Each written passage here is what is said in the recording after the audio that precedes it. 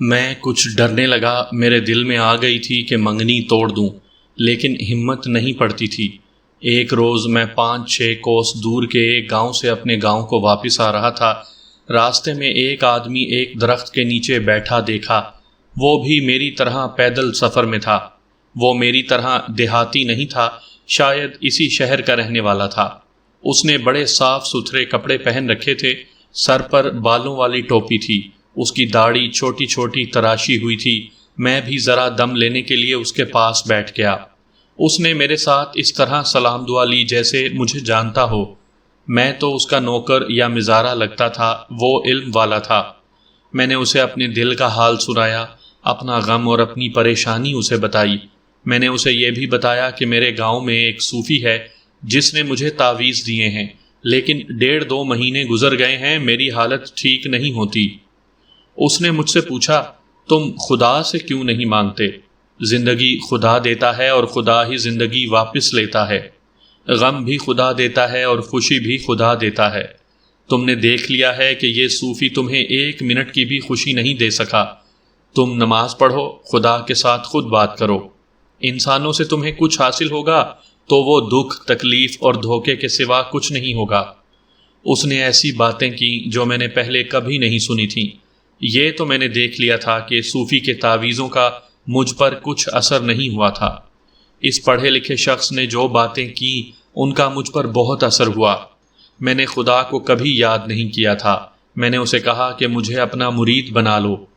اس نے کہا، تم لوگوں میں یہی خرابی ہے کہ تم پیری اور مریدی کے سوا اور کچھ سوچ ہی نہیں سکتے۔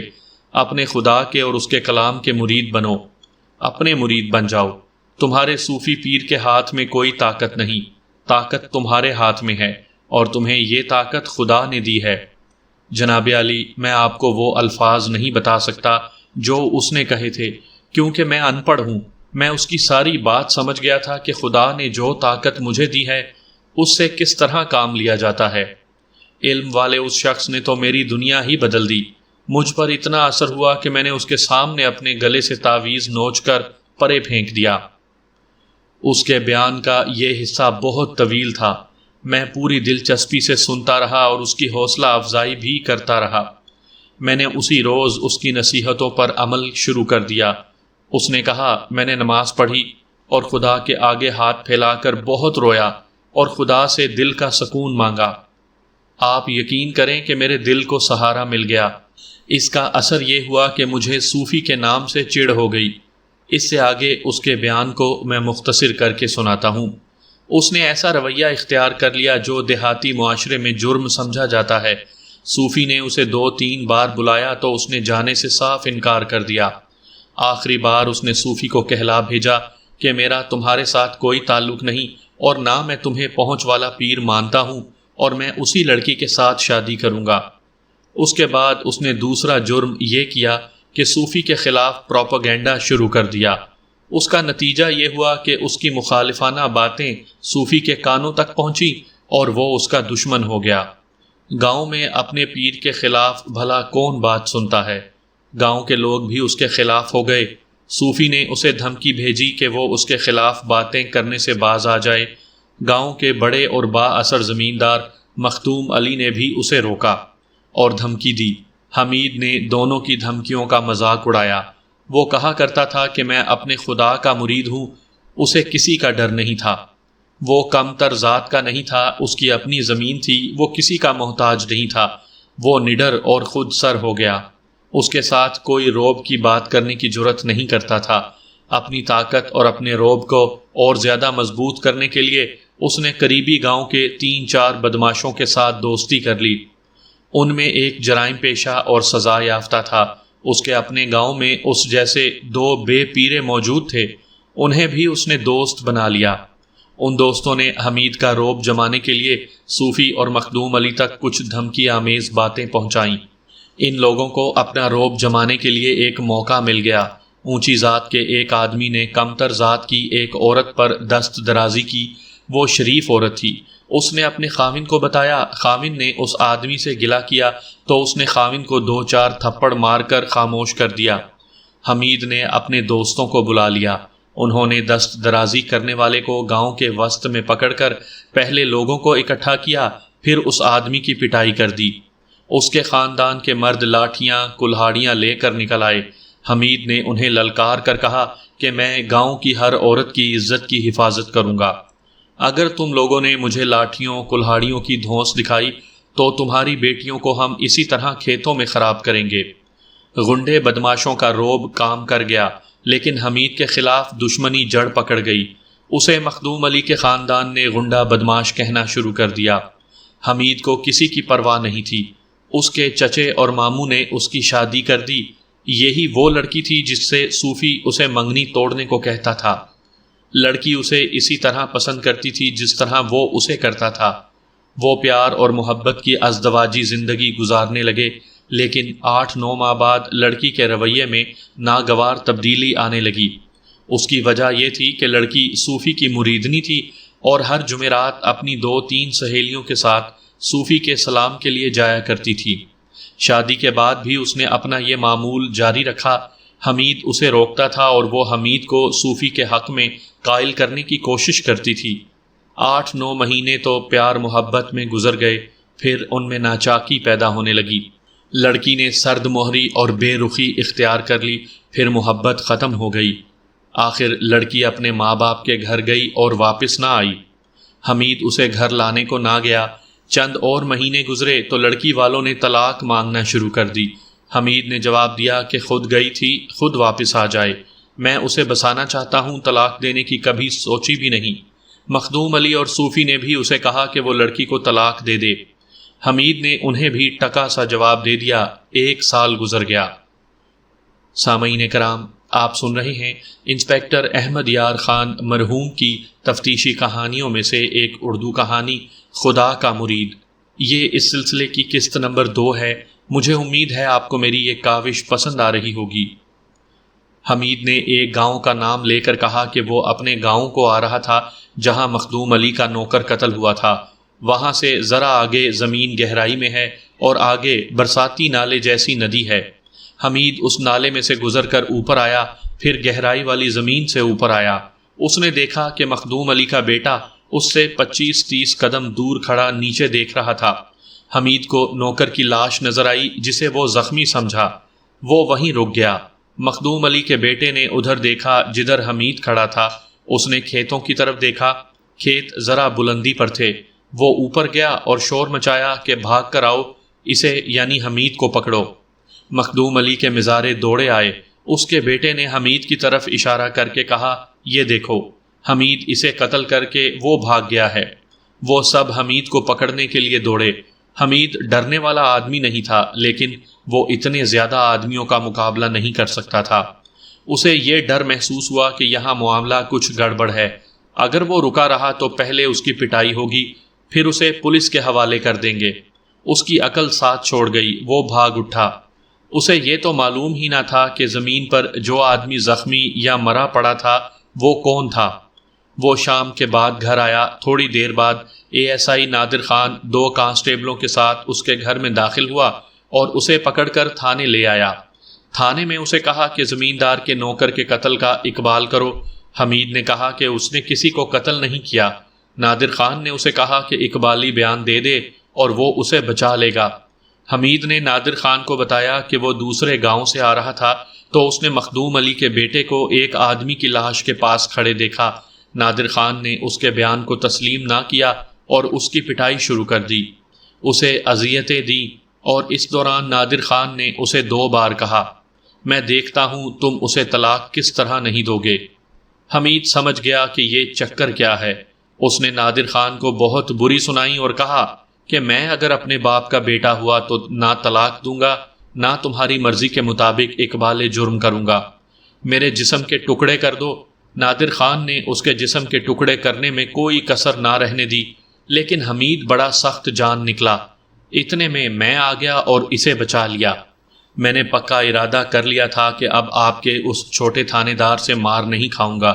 حمید نے مجھے بیان دیتے ہوئے کہا، اب مجھے حوالات سے نکال کر دوسرے کمرے میں لے جائے گا تو میں اسے قتل کر دوں گا۔ میں نے سوچ لیا تھا کہ قتل کس طرح کروں گا، لیکن آپ نے مجھے بلا لیا اور پاس بٹھا کر بڑے پیار سے باتیں کی۔ میں آپ کے پیار کو دھوکہ سمجھ رہا تھا۔ مار کٹائی ناکام ہو چکی تھی، اب آپ محبت کا ہتھیار استعمال کر رہے تھے۔ میرے دل میں ایک اور ارادہ آ گیا۔ میں 2-3 بار جسم سیدھا کرنے کے بہانے اٹھا تھا اور بیٹھ گیا تھا۔ میں آپ کو دھوکہ دے رہا تھا کہ بھاگوں گا نہیں۔ پھر میں اٹھا اور بھاگ گیا۔ اپنا ارادہ پورا کرنے کے لیے میں دوڑتا ہوا اپنے گاؤں پہنچا۔ مجھے ڈر تھا کہ پولیس میرے پیچھے آ رہی ہوگی۔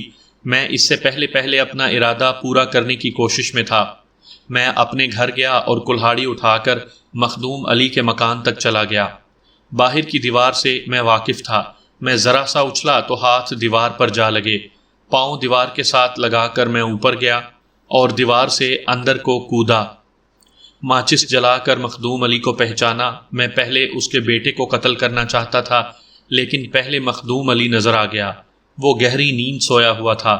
میں نے اس کے چہرے اور سر پر کلہاڑی کے 6 بھرپور وار کیے۔ صحن میں اس کے قریب 2 عورتیں سوئی ہوئی تھیں۔ وہ جاگ اٹھیں اور انہوں نے چیخنا شروع کر دیا۔ وہاں سے میں مخدوم علی کے بیٹے کو قتل کیے بغیر بھاگ آیا۔ میں نے اسے بھی ختم کرنا تھا، لیکن پکڑے جانے کا خطرہ تھا۔ میرا دوسرا ارادہ صوفی کو قتل کرنے کا تھا۔ اس ارادے کی وجہ سے میں مخدوم علی کے بیٹے کو قتل کیے بغیر وہاں سے بھاگ گیا۔ لوگوں کے اٹھنے سے پہلے میں اس گلی سے نکل گیا اور صوفی کے دروازے پر ہاتھ رکھا۔ دروازہ کھل گیا۔ مجھے معلوم تھا کہ صوفی کہاں سوتا ہے۔ میں نے اس کمرے میں جا کر ماچس جلائی اور پلنگ پر دیکھا۔ صوفی تو گہری نیند سویا ہوا تھا۔ اس کی بیوی کی آنکھ کھل گئی۔ میں نے ماچس پھینکی اور اندھیرے میں صوفی کے سر پر کلہاڑی کے 6 وار گن کر کیے۔ اس کی بیوی چیخیں مارتی اندر کو دوڑی اور میں باہر نکل آیا۔ باہر سے ہوتا ہوا میں تھانے میں آ گیا۔ کیا یہ سچ نہیں کہ تم مقتول کی بیوی سے چھیڑ چھاڑ کرتے تھے اور مخدوم علی نے تمہیں اپنے گھر بلا کر جوتے مروائے تھے؟ اس کی آنکھیں ٹھہر گئیں اور ہونٹ کھل گئے۔ یہ حیرت کا تاثر تھا، گھبراہٹ نہیں تھی۔ یہ کس نے کہا ہے؟ اس نے اسی تاثر میں پوچھا۔ کسی نے تو کہا ہے نا، میں نے کہا۔ میں تم سے پوچھ رہا ہوں کہ یہ کہاں تک سچ ہے؟ اگر مجھے پہلے معلوم ہوتا کہ یہ جھوٹ کس نے بولا ہے تو میں نے جہاں 2 آدمیوں کو قتل کیا ہے وہاں ایک اور کا بھی قصہ پاک کر دیتا۔ اس نے کہا اور میری ران پر ہاتھ رکھ کر بولا، جناب علی، اپنے دل پر لکھ لیں کہ میں خدا کا مرید ہوں۔ جھوٹ بولوں تو مجھ پر خدا کی لعنت ہو۔ میں اگر عورت کا اتنا شوقین ہوتا تو اپنی بیوی کے پاؤں جا پڑتا کہ میرے ساتھ چلو، تم جو کہو گی وہی کروں گا۔ لیکن جناب، میں نے اتنی خوبصورت اور جوان لڑکی کو دھتکار کر پرے کر دیا۔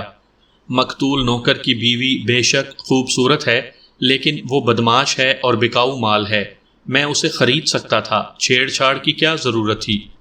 چلیے، میں نے اسے چھیڑا ہوگا، مگر یہ جھوٹ کہ مخدوم علی نے مجھے جوتے مروائے، اس میں اتنی جرت کہاں تھی کہ مجھ پر ہاتھ اٹھاتا؟ اگر ایسی بات ہوئی ہوتی تو وہ اسی روز قتل ہو جاتا اور میں خود تھانے میں آ جاتا۔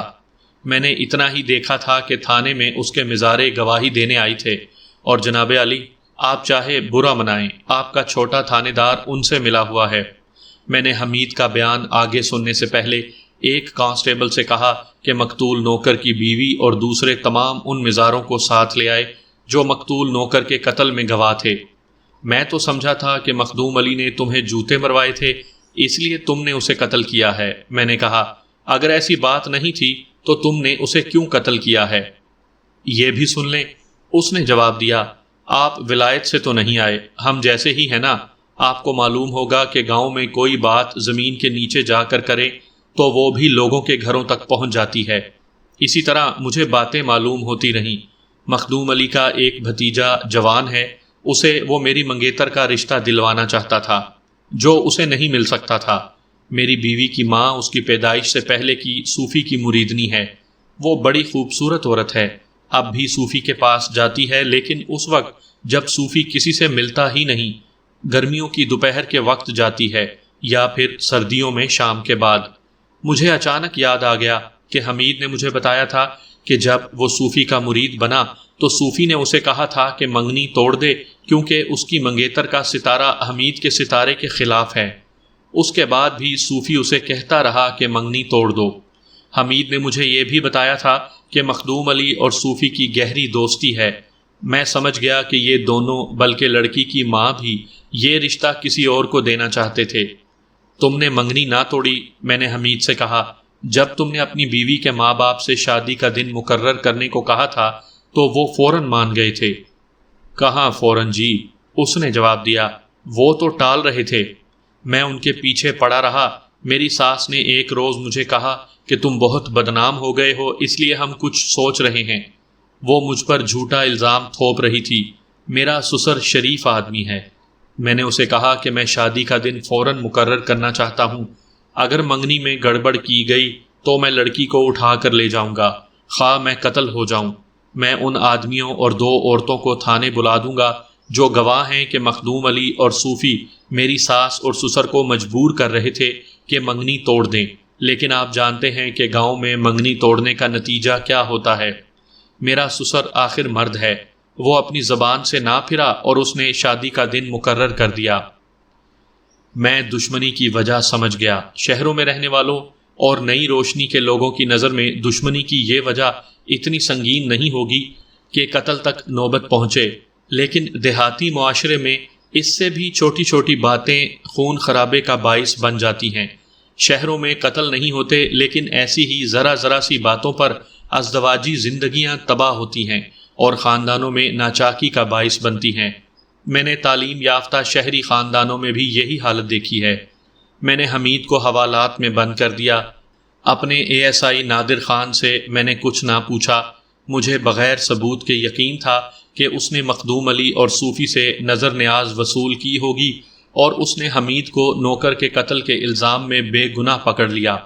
مجھے یہ بھی معلوم کرنا تھا کہ حمید کو کس طرح بے گناہ پھنسایا گیا، یہ اسکیم کیا تھی اور کس طرح بنی۔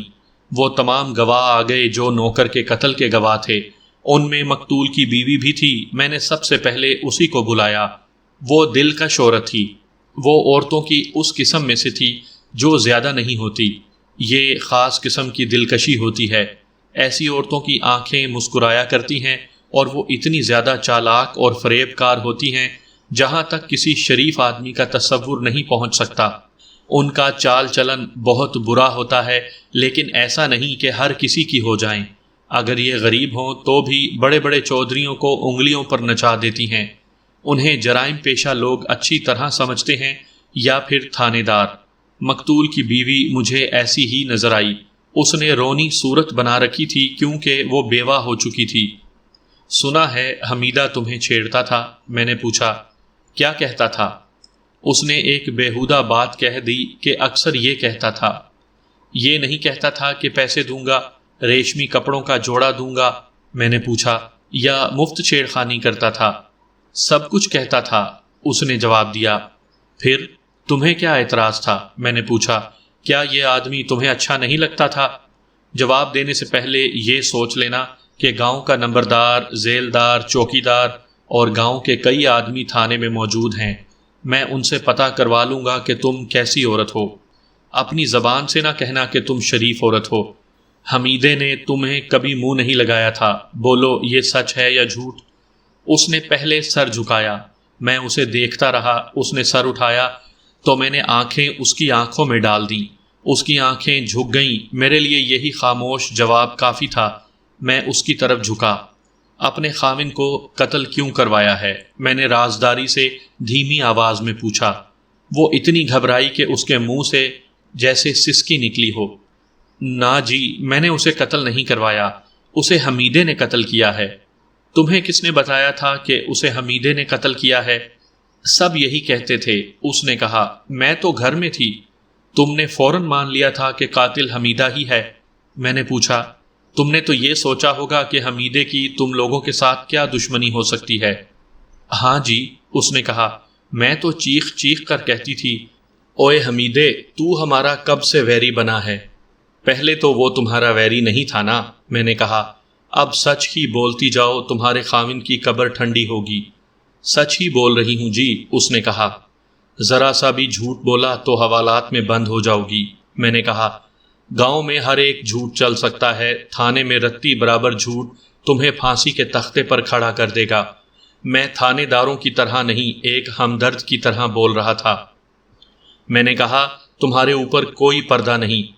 اس کے آنسو نکل آئے، کہنے لگی ہمارا کیا پردہ ہے جی، ہمارے تو سطر پر بھی پردہ نہیں ہوتا، جن کے چوباروں کی دیواروں کے سائے میں ہم پل رہے ہیں وہی ہمارے سطر پردے کے مالک ہیں، ان کے لیے ہم لوگ جھوٹ بولتے ہیں جو ہمیں روٹی دیتے ہیں، ان کے جھوٹ اور کرتوت پر پردہ ڈالنے کے لیے ہم خود ننگے ہو جایا کرتے ہیں۔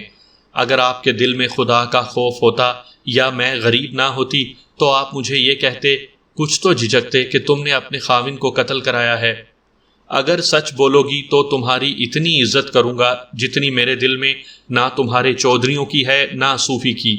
یہ جھوٹ ہے نا کہ حمیدہ تمہیں چھیڑتا تھا؟ بالکل جھوٹ ہے جی، اس نے کہا، اس نے مجھے کبھی نہیں چھیڑا تھا۔ یہ بھی جھوٹ ہے کہ تمہارے خاوند نے مخدوم علی کو بتایا تھا کہ حمیدہ تمہیں چھیڑتا ہے اور مخدوم علی نے اسے تمہارے خاوند کے ہاتھ سے جوتے مروائے تھے۔ ہاں جی، یہ جھوٹ ہے، اس نے کہا۔ حمیدہ اتنا جابر آدمی ہے کہ چودھری اس کے سامنے جوتے مارنے کا صرف نام لیتا تو حمیدہ اس کی کھوپڑی کھول دیتا۔ میں نے بعد میں نمبردار وغیرہ اور گاؤں کے 2-3 آدمیوں سے اس عورت کے متعلق پوچھا تھا، سب نے ایک ہی جیسی رائے دی تھی۔ ان کے مطابق وہ شریف عورت نہیں تھی، فریب کار اور عیار تھی۔ اس کا خاوند سیدھا سادہ نہیں تھا۔ پولیس اور تھانے کی دہشت بڑے بڑے استادوں کا پسینہ نکال دیتی ہے، اور تھانے دار ہوشیار اور عقل مند مل جائے تو استادوں کی استادی ختم ہو جاتی ہے۔ اس عورت کی عیاری گاؤں میں چل جاتی تھی، تھانے میں نہیں۔ میں نے اس کے ساتھ روب کے ساتھ تو بات ہی نہیں کی تھی۔ مجھے یہ معلوم کرنا تھا کہ اس کے خاوند کو کس نے قتل کیا ہے۔ معمہ یہ تھا کہ حمید موقع واردات کے قریب موجود تھا۔ اس سے مجھے شک ہوتا تھا کہ قتل کے ساتھ حمید کا کچھ نہ کچھ تعلق ضرور تھا۔ میرا خیال تھا کہ اس سوال کا جواب اس عورت کے پاس ہے۔ میں اس پر مسلسل سوال پر سوال کیے جا رہا تھا اور آہستہ آہستہ اسے جال میں لاتا جا رہا تھا۔ آپ کو صرف اپنے اہم سوال اور اس کے جواب سنا رہا ہوں۔ تم نے یہ جھوٹا بیان کس کے کہنے پر دیا تھا کہ حمیدے نے تمہیں چھیڑا تھا، وغیرہ وغیرہ؟ چھوٹے چودھری اور چھوٹے تھانے دار نادر خان نے الگ بٹھا کر مجھے یہ بیان دینے کو کہا تھا، جو میں نے دے دیا تھا، اس نے کہا۔ انہوں نے تمہیں کچھ دیا تھا؟ 20 روپے، اس نے جواب دیا۔ بڑے چودھری یعنی مخدوم علی نے گھر بلا کر مجھے 5 روپے دیے اور کہا تھا کہ یہ بیان زبانی یاد کر لو، کچہری میں بھی تمہیں یہی بیان دینا پڑے گا۔ تم نے معلوم کرنے کی کوشش نہیں کی کہ تمہارے خاوند کو کس نے قتل کیا ہے؟ مجھے تو اب بھی یقین ہے کہ میرے خاوند کا قاتل حمیدہ ہے، اس نے کہا۔ چھوٹے چودھری نے اپنی آنکھوں دیکھا ہے، مزارے جو وہاں تھے وہ بھی یہی کہتے ہیں۔ تمہارے خاوند کی کسی کے ساتھ دشمنی تھی؟ نہیں، اس نے جواب دیا۔ ایسی دشمنی تو کسی کے بھی ساتھ نہیں تھی کہ کوئی اسے قتل کر دیتا۔ جس کی بیوی تم جیسی ہو اس کے کئی دشمن ہوتے ہیں، میں نے کہا۔ میری بات سمجھنے کی کوشش کرو، میں تمہیں تانا نہیں دے رہا، مجھے سوچ کر بتاؤ کہ تمہاری وجہ سے اس کی کسی کے ساتھ دشمنی تھی؟ نہ جی، اس نے جواب دیا، ایسی بھی کوئی دشمنی نہیں تھی۔ وہ طبیعت کا کیسا تھا؟ میں نے پوچھا۔ سیدھا بدھو سا ہوگا، مجھے بالکل صحیح بات بتانا۔ بدھو تو نہیں تھا، اس نے کہا، سب کچھ جانتا بوجھتا تھا، روب والا آدمی تھا۔ تمہیں کبھی اس نے بری حرکتوں سے روکا نہیں تھا؟ وہ کبھی کبھی میری پٹائی بھی کر دیا کرتا تھا، اس نے جواب دیا۔ یعنی اسے معلوم تھا کہ تمہارا چال چلن کیسا ہے؟ وہ مجھ پر بد چلنی کا شک کرتا تھا، اس نے جواب دیا۔ میں اسے کہتی تھی کہ میں بد چلن نہیں، میں مردوں کو دھوکے میں رکھ کر اپنا مطلب پورا کرتی ہوں۔